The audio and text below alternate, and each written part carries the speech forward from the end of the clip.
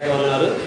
మాకు ఇటు అవకాశాన్ని కలిగించి మమ్మల్ని అందరినీ కూడా ప్రోత్సహించి బలపరిచి నడిపిస్తున్న సహోదరులు దాసరి రవి గారికి, వారి కుటుంబానికి ప్రభునామంలో ప్రత్యేకమైన సహోదరులకు తెలియపరుచుకుంటున్నామండి. అలాగే నాతోటి సేవకులందరికీ కూడా ప్రభునామం ఒకసారి వందనిస్తుంది. ఈ సమయంలో నాకు ఇవ్వబడిన అంశాన్ని కూడా కొద్దిసేపు మీకు తెలియపరచడానికి ప్రయత్నం చేస్తాను. నాకు ఇవ్వబడినది ఫిలిప్పీయులకు రాసిన పత్రిక 3వ అధ్యాయము 1వ వచనాన్ని తెలియపరచమని సహోదరులు మాకు తెలియపరిచారు. ఫిలిప్పీయులకు రాసిన పత్రిక 3వ అధ్యాయము 1వ వచనాన్ని వివరించమన్నారు. ఆ విషయాన్ని గురించి కొన్ని సంగతులు మనము ఆలోచన చేద్దాము. మెట్టుకు నా సహోదరులారా, ప్రభువునందు ఆనందించుడి.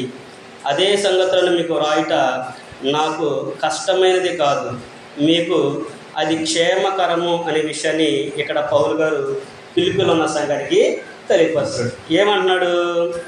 ప్రభువునందు మనమందరం కూడా ఆనందించాలి. ప్రతి ఒక్కరు కూడా ఆనందించాలనే విషయాన్ని జ్ఞాపకం చేస్తున్నాడు. ఎందుకు ఆనందించాలంట? మరలా అది రాయడానికి నాకు కష్టమైంది కాదు. ఆల్రెడీ ఇదే పత్రికలో ఇంతకంటే ముందు 2 సార్లు ఇంతకు ముందుగానే రాశాడు. 1వ అధ్యాయము 17-18 వచనాలు మీరు చదువుకుంటే అక్కడ కూడా అంటాడు. 18 వచనం మనం చదువుకుంటే, మిష చేత కానీ సత్యము చేతనే కానీ ఏ విధము చేతనైనను క్రీస్తు ప్రకటింపబడుచున్నాడు, అందుకు నేను సంతోషించుచున్నాను, ఇక ముందుకు సంతోషించుదును. అంటే పౌలు గారు ఆల్రెడీ నేను సంతోషిస్తున్నాను, ఇది మీకు రాశాను, కాబట్టి మీరు కూడా సంతోషించండి అనే విషయాన్ని ఇక్కడ 3వ వచనంలో ఆయన మనకు తెలియపరచడం అనేది జరుగుతుంది. కాబట్టి మనము కూడా అన్ని విషయాల్లో కూడా సంతోషాన్ని వ్యక్తపరచాలి. ఎందుకంటే మొట్టమొదటిగా దేవుని యొక్క సువార్త ప్రకటింపబడుచున్నట్టు బట్టి మనమందరం కూడా సంతోషించాలి. అదే మనం చదువుకున్నాం కదా, 1వ అధ్యాయం 18వ వచనంలో దేవుని యొక్క సువార్త అంటే క్రీస్తు యొక్క సువార్త ప్రకటింపబడుతుంది, అందును బట్టి మనము సంతోషించాలి. ఇక మీద కూడా సంతోషించే వారిగా ఉండాలి. ఎందుకు ఆ విషయాన్ని తెలియపరిచారంటే, ఆల్రెడీ ఆదిమ సంఘము అంతకుముందు ప్రారంభ దినాల్లో సువార్త ప్రకటన చేయాలంటే చాలా భయంగా వాళ్ళు ఉండేవాళ్ళు. భయంగానే ప్రకటించారు. ఆదిమ సంఘము అనేక హింసల్ని పొందారు. రోమిలకు భయపడి వారు ఇళ్లలోనూ అలాగే దొంగచాటుగా కూడా ఆరాధన జరిగించిన కార్యక్రమాలు కూడా మనం గ్రంథంలో చదువుకోగలము. ఇప్పుడు ఆ విషయాన్ని ఎందుకు మనం జ్ఞాపకం చేసుకుంటున్నామంటే, దేవుని కృపను బట్టి ఇప్పటి వరకు రాలేదు, కానీ ఇక ముందు మనకు కూడా జరగవచ్చు. ఇక ముందు మనకు కూడా ఇదే విషయము జరగవచ్చు. బహిరంగంగా ఆరాధన జరిగించుకోవాలన్నా కానీ, బహిరంగంగా ప్రార్థనా కూడికలు పెట్టుకోవాలన్నా కానీ మనకు కూడా పరిస్థితులు అనుకూలంగా లేవు. ఎందుకంటే రోజులు మారుతున్నవి, చాలా కఠినంగా ఉన్నవి. అదంతా కూడా దేవుడు చూసుకుంటాడు. కానీ మనం ఏం చేయాలంటే, ప్రభువునందు ఎల్లప్పుడూ కూడా మనం ఆనందించే వారిగా ఉండాలి. ఎందుకంటే ఎంతమంది వచ్చినా, ఎన్ని విధాలుగా వచ్చినా కానీ దేవుని యొక్క సువార్తను ఆపటము ఎవరి తరము కూడా కాదు. అదే విషయాన్ని పౌలు గారు మనకి జ్ఞాపకం చేస్తున్నారు. ఆదిమ సంఘం కూడా అదే విషయాన్ని ఆలోచన కలిగి ఉన్నారు.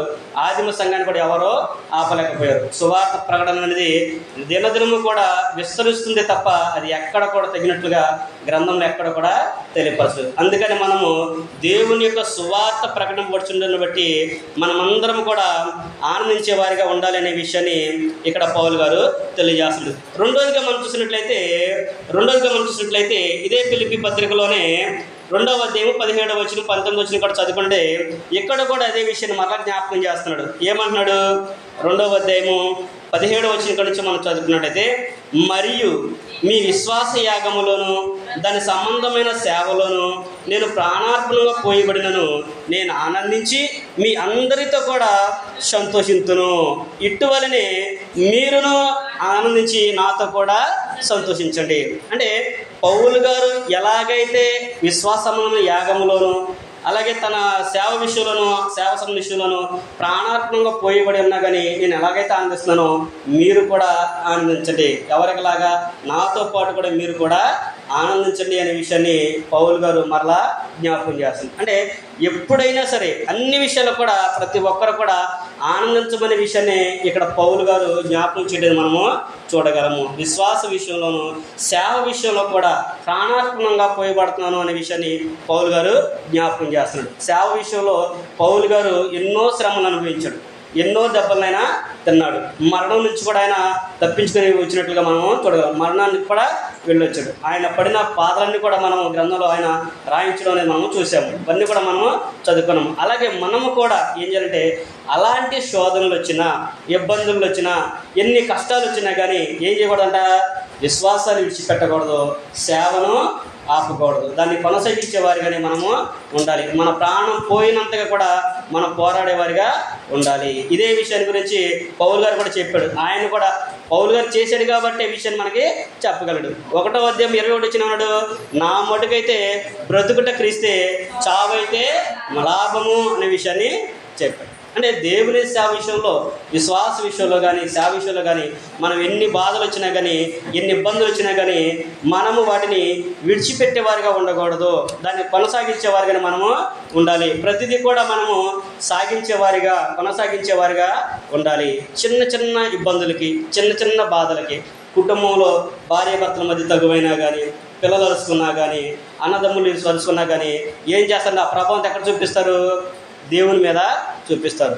ఆరాధనకు వచ్చే విషయంలో కానివ్వండి, ప్రార్థనకు వచ్చే విషయంలో, దేవుని విషయంలో, ఇవన్నీ కూడా చిన్న చిన్న వాటిని కూడా మనకు చిన్నవిగానే కనపడతాయి, కానీ అవే దేవునికి పెద్ద విషయాలుగా దేవుడు చూపిస్తున్నాడు.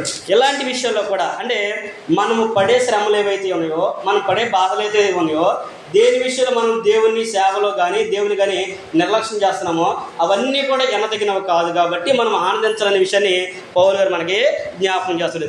ఈ సందర్భంలో ఒక భక్తుని మనం జ్ఞాపకం చేసుకున్నాము.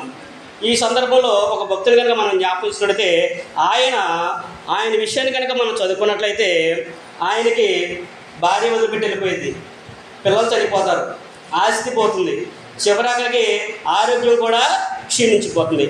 సమస్తము పోయినా కానీ ఆయన దేవుణ్ణి ఒక్క మాట కూడా అన్నాడు, పల్లెత్తి మాట కూడా అనలేదు. ఏమని, కనీసం చివరికి దేవా ఏంటి అని కూడా అనలేదు, నన్ను ఎందుకు ఇలా చేసామని కూడా అనలేదు. ఎవరో ఆయన అనేది మనం చూసినట్లయితే ఏబు గారి గురించి మనం విషయం చూడగలము. ఏబు గ్రంథం కనుక మనం చదువుకున్నట్లయితే, ఏబు గ్రంథంలో మనం చూసినట్లయితే ఏబు గారు పడిన శ్రమలు కానివ్వండి, ఇబ్బందులు కానివ్వండి, బాధలు కానివ్వండి, వాటన్నిటిని మనం చూసినట్లయితే మరి ఈ రోజున మనం పడే శ్రమ కానీ, బాధ కానీ ఏమైనా సరే ఎన్నదగినవా? ఇక్కడ 17 వచ్చిన కాడి నుంచి మీరు చదువుకుంటే 13 నుంచి మీరు చదువుకోండి. ఇంటికి వెళ్ళిన తర్వాత అక్కడ ఏబు గారు మాట్లాడుతూ ఆయన ఇంట్లో కూర్చున్నప్పుడు కొంతమంది సేవకులు వచ్చి, అయ్యా మేము అక్కడి నుంచి వస్తున్నాము, అగ్ని వచ్చి మన గొర్రెలను ఒంటెలన్నింటిని కూడా దగించి వేసినవి అని చెప్పాడు. పనివారందరూ కూడా చనిపోయారు, నేను ఒక్కడినే మిగిలి ఉన్నాను అంటాడు. తర్వాత పొలం విషయంలో కూడా అలాగే చెప్తారు, కుమారుల విషయంలో కూడా అలాగే చెప్తారు. మీ కుమారులు తన అన్నయ్య ఇంటికి వెళ్ళి భోజనం చేస్తుండగా గొప్ప సుడిగాలి అడవి నుంచి వచ్చి 4 మూలల నుంచి కూడా కొట్టింది. అంటే సుడిగాలి వస్తే ఒక విధంగానే వెళ్ళింది కదా, మరి 4 మూలలు ఎలాగొచ్చింది? 4 మూలలు ఎలాగొచ్చింది? అది దేవుని యొక్క మన అందరం కూడా దాన్ని ఆలోచన కలిగినాడు. దేవుడు అక్కడ సంఘటన అంతా కూడా మనకు తెలుసు. ఎందుకంటే దేవుడు ఏబు యొక్క సహనాన్ని, ఆయనకు విశ్వాసాన్ని పరీక్షించడానికే దేవుడు అపవాదికి అవకాశం ఉండని మనము చూడగలం. అలాగే ఈ రోజున కూడా మన విషయంలో కూడా దేవుడు ఒకవేళ అపవాదికి అవకాశం ఇచ్చాడు అనుకోండి, మనకు కూడా అలాగ జరగకపోయినప్పుడు కూడా కొన్ని అంటే క్రొత్త నిబంధనలు మనకేం చెప్పంటే, మీరు సహించగలిగినంత కంటే మిమ్మల్ని ఎక్కువగా శోధింపడు అన్నాడు. అంటే ఆ శోధన ఎంతదైనా కానీ మనము సహించగలము, అది కానీ మనం దాన్ని గుర్తించలేము. దీన్ని మనం తట్టుకోగలమా అనే విషయానికి వచ్చేసి చుట్టుపక్కల ఉన్న మాటలు కానివ్వండి, కుటుంబ సభ్యుల మాటలు కానివ్వండి, బంధుమిత్రుల మాట కానీ అవి ఇన్ని మనం ఏం చేస్తుంటే చాలా కృంగిపోవడం అనేది మనము చూడగలము. మనమే ఇది నేను చేయగలనా, ఇది మేము అని చేయగలమా అనే ఆలోచన కలిగి కృంగిపోవడం అనేది చూస్తాము. కానీ అలాంటి విషయాలు ఏది కూడా ఇక్కడ ఏబు గారి ఏమీ కూడా చేయలేకపోయింది. అందుకని మనము కూడా ఎల్లప్పుడూ కూడా పౌలు గారు ఏమన్నాడు, ఆ ప్రభువునందు ఆనందించండి. ఇది రాయడం నాకు కష్టం కాదు, మరలా రాయమన్నా కానీ అదే రాస్తానన్నాడు. 4వ అధ్యాయం 4వ వచనంలో కూడా చెబుతాడు, ప్రభువునందు మీరు ఆనందించుడి, మరలా చెప్పుదును ఆనందించండి. మరలా చెప్పమని కానీ అదే విషయం నేను చెప్తాను, ఆనందించండి అనే విషయాన్ని అక్కడ ఆయన తెలియజేస్తుంది. ఈ రోజున కూడా మనకైనా సరే, క్రైస్తవులంగా ఉన్న మనమైనా సరే, లోకంలో క్రైస్తవులను పిలువబడుతున్న వారైనా సరే, దేవునికి ఎల్లప్పుడూ కూడా భయభక్తి కలిగి ఉండి ఆనందాన్ని వ్యక్తం చేయాలి. ఎన్ని శ్రమలు వచ్చినా, ఎన్ని ఇబ్బందులు వచ్చినా కానీ మనము ఆనందాన్ని విడిచిపెట్టేవారిగా ఉండకూడదు. ఆనందాన్ని మనము అనుసరించేవారిగా ఉండి క్రీస్తు నామని మహింపరిచేవారిగా మనము ఉండాలి. ఎందుకంటే క్రీస్తు ప్రభువారు అంటాడు, అపోస్తలుడైన పౌలు గారు రోమిలికి రాస్తూ అంటాడు, క్రీస్తు ప్రేమ నుండి మనం ఎడబాపేది ఏంటి? ఏది ఉంది? క్రీస్తు ప్రేమ నుంచి మనం ఎడబాపేది ఏమైనా ఉందా?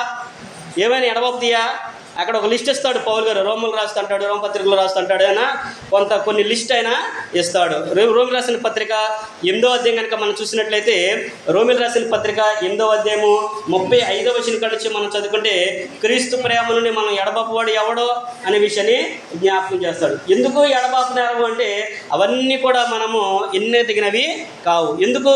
పైన ఒక విషయం చెప్పాడు, దేవుడు మనల్ని ప్రేమించి లోకాన్ని మనందరూ కూడా ప్రేమించి తన కుమారుని మనకి ఆయన అర్పించేశాడు కదా. ఆయనతో పాటు మనకు స్వాస్థ్యం ఎందుకు ఇవ్వడు? ఆయనే అర్పించిన ఆయనతో పాటు మన స్వాస్థ్యం ఎందుకు ఇవ్వడు? కాబట్టి క్రీస్తు ప్రేమ నుండి మనం ఎడబాపేవాడు ఎవడో కూడా లేడు. కరువైనను, ఖడ్గమైనను, హింసైనను, బాధైనను, ఉపద్రవమైనను, ఏవైనా సరే, అధికారులైనను, రాబోనవైనను, ఉన్నవైనను, ఎత్తైనను, లోతైన ఏదైనా సరే మనల్ని ఎడబాప నేరవు అనే విషయాన్ని ఇక్కడ పౌలు గారు రోమిలికి రాసిన పత్రికలో 8వ అధ్యాయము 38, 35 నుంచి 39 వచనాలు ఆయన చెప్తారు. అంటే మనల్ని ఎడబాపేది ఏది కూడా లేదు. కరోనా వచ్చింది, ఏమైనా చేయగలిగిందా? కరోనాలో ఎంతమంది చనిపోయారు? చాలామంది చనిపోయారు. కానీ దేవుడి కృపను బట్టి దేవుడు మనకి ఈ యొక్క అవకాశాన్ని ఈ రోజున ఇలాగుండి మాట్లాడుకునే అవకాశం దేవుడు మనకి అనుగ్రహించాడు. ఎందుకు? దాన్ని బట్టి మనము ఆనందించాలి. ఆనందించడం అంటే ఆనందిస్తుంటే ఇంట్లో కూర్చొని టీవీ చూస్తా, భార్య బిడ్డలతో, బంధువులతో అలాగ ఆనందించాలా? మనం ప్రభువునందు ఆనందించే వారిగా ఉండాలి. ఈరోజు కార్యక్రమం ఉంది, దీన్ని బట్టి మనం ఆనందంగా రావాలి, సంతోషంతో రావాలి. దేవుని సన్నిధిలో ఎల్లప్పుడూ కూడా మనం ఆనందించేవారిగా ఉండాలి. మీకు వాస్తవం చూద్దాము, ఇంటికాడుంటే ఎలా ఉంటుందో మీకే తెలియదు, కానీ కార్యక్రమాలకు వస్తే మాకు చాలా ఆనందంగా ఉంటుంది, చాలా ఆనందంగా సంతోషంగా ఉంటుంది. ఎందుకంటే సహోదరులందరం కలిసి ఎంతో ఆనందంగా మనము గడపడానికి అవకాశం దేవుడు మనకి ఇచ్చాడు. కాబట్టి మనము కూడా ఎల్లప్పుడూ కూడా ప్రభువునందు ఆనందించే వారిగా మనము ఉండాలనే విషయాన్ని ఇక్కడ పౌలు గారు కూడా మనకి జ్ఞాపకం చేస్తున్నాడు.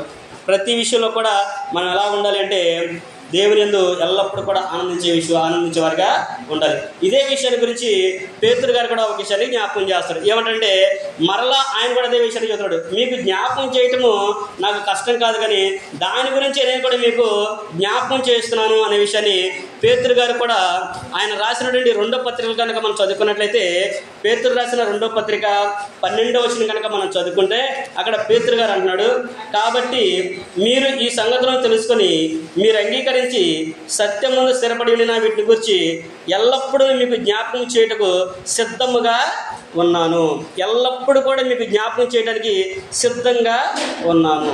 ఏ జ్ఞాపకం చేయడానికి అంటే మనము 6వ వచనం 5వ వచనం నుంచి మనం చదువుకుంటే అక్కడ అంటాడు, ఏ హేతువు చేతనైనను మీ మటుకు మీరు పూర్ణ జాగ్రత్త గలవారై ఉండండి. విశ్వాసమందు సద్గుణమును, సద్గుణమందు జ్ఞానమును, జ్ఞానముందు ఆశీర్వాదమును, వీటన్నిటి కూడా మీరు ధరించుకోండి అనే విషయాన్ని జ్ఞాపకం చేస్తాడు. అవన్నీ కూడా మనం ధరించుకుంటే ఎల్లప్పుడూ కూడా మనము ఆనందించేవారిగా ఉంటాము. అందుకని ఆయన అన్నాడు, మీకు జ్ఞాపకం చేయటము నాకు చాలా సంతోషము. కాబట్టి మీరు జ్ఞాపకం ఉంచుకోండి, ఎల్లప్పుడూ కూడా మీరు ఏం చేయాలంటే ప్రభువునందు ఆనందించేవారిగా ఉండాలి. దేవుని యొక్క వాక్యాన్ని బట్టి, దేవుని బట్టి, క్రీస్తుని బట్టి, సహోదరులను బట్టి మనం అందరం కూడా ఎల్లప్పుడూ దేవుని పనిలో ఆనందించేవారిగా ఉండాలనే విషయాన్ని ఇక్కడ పౌలు గారు కూడా, ఇక్కడ పేతురు గారు కూడా మనకి జ్ఞాపకం చేయడం అనేది మనము చూడగలము. కొంతమంది అంట ఏం చేస్తారంటే దేన్ని బట్టి ఆలోచన చేసి ఆనందిస్తారంటే, చాలామంది ఏమంటారంటే ఎప్పుడు చూసినా మీటింగ్లు పెడతారు, ఎప్పుడు చూడండి అదే సంఘము, అదే రాజ్యము, అదే క్రీస్తుని గురించి, లేకపోతే పండగల గురించి, వీటి గురించి చెప్తుంటారు. అంటే బోధ విషయంలో, క్రీస్తుని ప్రకటించే విషయంలో ఎప్పుడు ఒకటే చెప్తూ ఉంటారనే విషయాన్ని కలిగి ఉండి వాళ్ళు ఏం చేస్తారంటే, కొంతమంది క్రొత్తదనాన్ని కోరుకొని వాళ్ళు ఎలాంటి వారు అయిపోతారంటే దురద చెవులు గల వారు ఉన్నారనే విషయాన్ని పౌలు గారు తిమోతి గారికి జ్ఞాపకం చేస్తారు. అంటే మనము ఆనందించాలి. ఎప్పుడు ఆనందించాలంటే దేవుని యొక్క వాక్యాన్ని బట్టి మనము ఆనందించాలి. అది ఎలాంటి వాక్యమై ఉండాలంటే స్వచ్ఛమైనది ఉండాలి, నిర్మలమైన పాల వంటి వాక్యాన్ని మనము ఆస్వాదిస్తూ దాన్ని బట్టి మనము ఆనందించేవారిగా ఉండాలి. కానీ మనకు నచ్చినది వస్తేనే ఆనందించేవారికి ఎప్పుడు ఉండకూడదు. చాలామంది ఏమనుకుంటారంటే ఆశీర్వాదాలు కానీ దీవెనలు కానీ కుటుంబం దీవించబడాలని ఆశీర్వాదాల గురించి చెప్పారనుకోండి, చాలా సంతోషంగా ఉండి అబ్రహాం దీవించిన దేవుడు నిన్నెందుకు దీవించడో, ఇసాకు పిల్లలు ఇచ్చిన దేవుడు నీకెందుకు ఇవ్వడో, యోసేపుని కాపాడు దేవుడు నిన్నెందుకు కాపాడో, పౌలు దీవించిన దేవుడు నిన్నెందుకు దీవించడని చెప్తారే. ఇలాంటివన్నీ జరిగితే చాలా సంతోషంగా వస్తూ ఉంటారు. కానీ దేవుడు అదే విషయాన్ని జ్ఞాపకం చేస్తున్నాడా? అదే విషయం చెప్పమన్నాడా?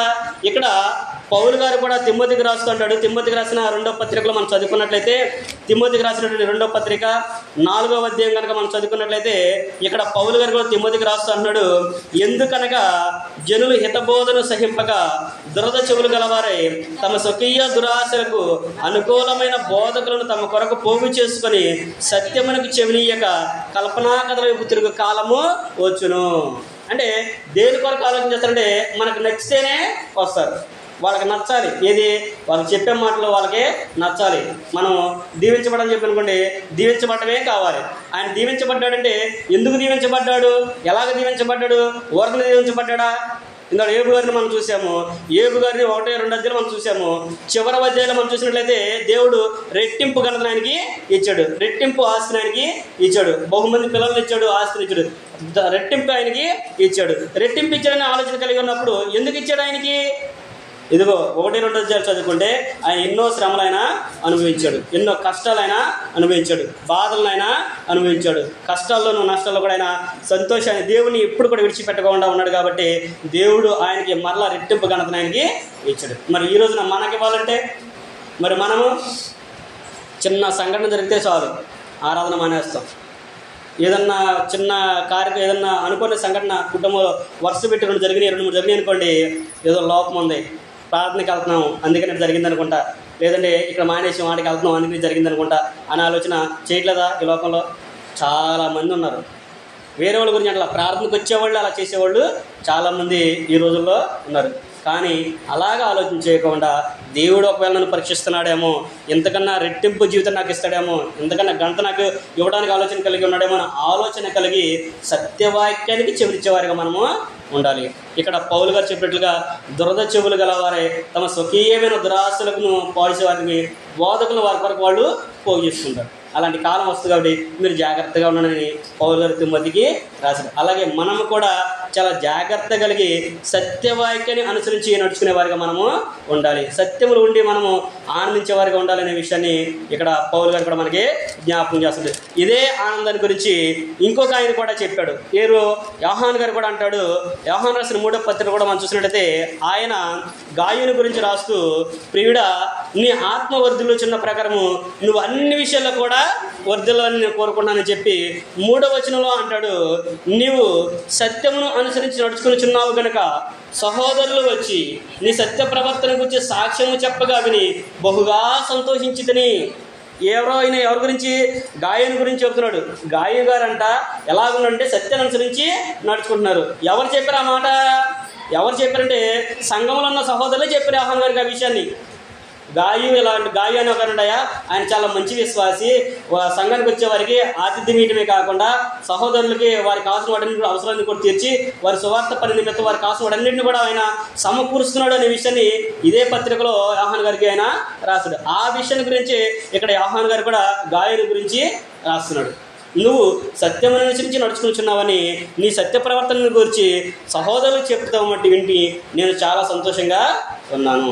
అంటే ఎవరు మనం బట్టి సంతోషించాలంటే సంఘాన్ని బట్టి సేవకుడు సంతోషించాలి, సేవకులను బట్టి సహోదరులు ఆనందంగా ఉండాలి. సహోదరులందరిని బట్టి క్రీస్తు సంఘాలన్నిటిని బట్టి కూడా మన అందరిని బట్టి కూడా ప్రభువారు ఆనందించాలి. ప్రభువారి యొక్క ఆనందాన్ని బట్టి తండ్రి అయిన దేవుడు కూడా ఆనందించినట్లయితే మనకి ఏది కావాలో మనం అడగక మునిపే సమస్తాన్ని కూడా ఆయన మనకి దయచేస్తాడు.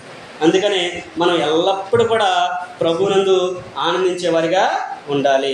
అందుకనే పౌలు గారు కొన్ని రాసిన 1వ పత్రిక 15వ అధ్యాయము 58వ వచనంలో అంటాడు, మీ ప్రయాస ప్రభువునందు వ్యర్థము కాదని ఎరిగి స్థిరులను కదలని వారును ప్రభు కార్యాభివృద్ధి ఎందు ఎల్లప్పుడూ ఆసక్తులై ఉండండి. ఏదో మనకి కుటుంబంలో ఆనందంగా ఉంటే ప్రార్థనకి వెళ్దాము, పిల్లల పాస్ అయితే ప్రార్థనకి వెళ్దాము, పెళ్ళిళ్ళు అయితే ప్రార్థనకి వెళ్దాము అని కాకుండా ఎల్లప్పుడూ కూడా కష్టాల్లో అయినా సరే, నష్టాల్లో అయినా సరే, బాధల్లో అయినా సరే, సంతోషంలో అయినా సరే మనం ఎప్పుడు కూడా ఎలా ఉండాలంట?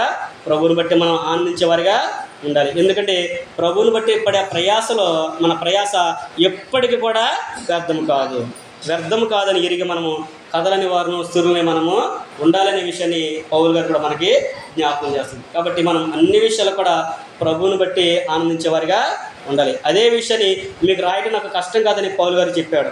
1వ అధ్యాయంలో రాశాడు, 2వ అధ్యాయంలో రాశాడు, 3వ అధ్యాయంలో రాశాడు, 4వ అధ్యాయంలో కూడా ఆయన రాశాడు. ఏమని? ఆనందించండి అనే విషయాన్ని ఆయన 4 అధ్యాయంలో కూడా ఆయన అదే విషయాన్ని రాస్తున్నాడు. అలాగే మనం కూడా ఎల్లప్పుడూ ఆనందించేవారిగా ఉండాలి. ఎందుకంటే మనం ఆనందించేవారిగా ఉంటేనే దేవుడు మనల్ని ఆనందిస్తాడు. ఎందుకంటే మనము ప్రభువుని బట్టి ఆనందించేవారిగా ఉండమనుకోండి, మన ఫలము పరలోకంలో అధికమవుతుంది అనే విషయాన్ని యేసుక్రీస్తు ప్రభువారు స్వయంగా మనకి తెలియపరచాడు. చివరిగా ఆ వచనం చదువుకుని మనం ముగించుకుందాము.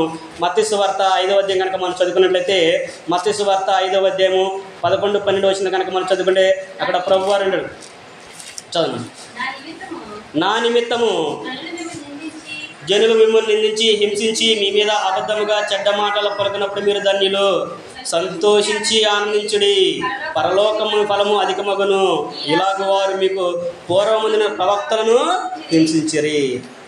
ఏ విషయంలోనైనా సరే, ఏదైనా శోధన వచ్చినప్పటికీ, ఇబ్బంది వచ్చినప్పుడు కూడా మనము ఆనందించేవారిగా ఉండాలి. ఎందుకంటే మనం అలా ఆనందిస్తేనే మన ఫలము ఎక్కడ? పరలోకంలో అధికమవుతుంది అనే విషయాన్ని ఇక్కడ స్వయంగా యేసుక్రీస్తు ప్రభువారు మనకి చెప్పాడు. మనము ఆనందిస్తేనే మన ఫలం అనేది అధికమవుతుంది. అలా అధికం అవ్వాలంటే మనము బాధల్లో ఉన్నా కానీ సంతోషంగానే ఉండాలి. మన మొక్కలో మన నవ్వు ఎప్పుడు కూడా కనిపిస్తూనే ఉండాలి. ఆ కష్టంలోనే సంతోషాన్ని వెతుకునే వారిగా ఉండాలనే విషయాన్ని గ్రంథం మనకి తెలియపరుస్తుంది. ఇప్పటి వరకు కూడా ఫిలిప్పీలకు రాసిన పత్రిక 3వ అధ్యాయము 1వ వచనంలో పౌలు గారు చెప్పినట్లుగా ప్రభువుని బట్టి ఎల్లప్పుడూ కూడా ఆనందించండి అనే విషయాన్ని జ్ఞాపకం చేసుకున్నాము. ఎందుని బట్టి మనం ఆనందించాలంటే సువార్త ప్రకటింపబడుని బట్టి మనము ఆనందించేవారిగా ఉండాలి. అలాగే రెండోది ఏంటంటే విశ్వాస విషయంలో మనము ఎప్పుడు కూడా ఆనందంగా ఉండాలి. అలాగే సేవ విషయంలో కూడా మనం ప్రాణార్పణంగా పోయబడినప్పటికి కూడా మనం ఎలా ఉందంటే ఆనందంగా ఉండాలి. వాస్తవానికి చిన్న విషయం మీకు జ్ఞాపకం చేస్తాను. ఈ రోడ్లో ఒకసారి వచ్చాం మేము, ఇటు నుంచి దోపజార్ నుంచి ఈ రోడ్లో ఒకసారి బండి వేసుకొని వచ్చాం. బండిలోను కారులో కూడా వచ్చి ఈ రోడ్లో నుంచి. అయ్యా మీరు ఇప్పుడు వస్తున్నారు, మేము ఇంతకు ముందు వచ్చినప్పుడు ఆ రోడ్లు ఎట్లా ఉండేవి తెలుసా మీకు అని చెప్పాను. ఆ రోడ్లో కూసే పక్కన చెడగొస్తేనే మాకు అంత ఇదైందంటే మరి వాళ్ళు అన్ని సంవత్సరాలు ప్రయాసపడ్డారంటే వాళ్ళ ప్రయాస ఊరిని వ్యర్థమైందా? దేవుని నిమిత్తం పడే ప్రయాసం ఏదైతే ఉందో దాన్ని వ్యర్థం ఎప్పుడు కూడా అవదు. ఆయన దేవుని దగ్గర దేవుని గురిపెట్టుకున్నాడు, ప్రభువుని గురిపెట్టుకున్నాడు. నేను స్వార్థ ప్రజల ఆలోచనతో బుల్లబ్బాయి గారు సహోదరి వాళ్ళు స్వార్థ నిమిత్తం ఈ గ్రామానికి వచ్చి అంత ప్రయాస పడ్డారు. ఈ రోజున ఇంతమందిని ఆత్మీయంగా నడిపించగలిగారు. మరి ఆ రోజున కూడా ఆయన అబ్బో ఈ గతుకుల్లో మేమాడాలతో పడ్డవాడికి ఏం లేదు, అసలు ఒంటికి అయిపోయినట్టు సంగతులు అనుకుంటే ఈ రోజున ఇది గంత ఉండేదా? ఇంత ఆనందం ఉండేదా?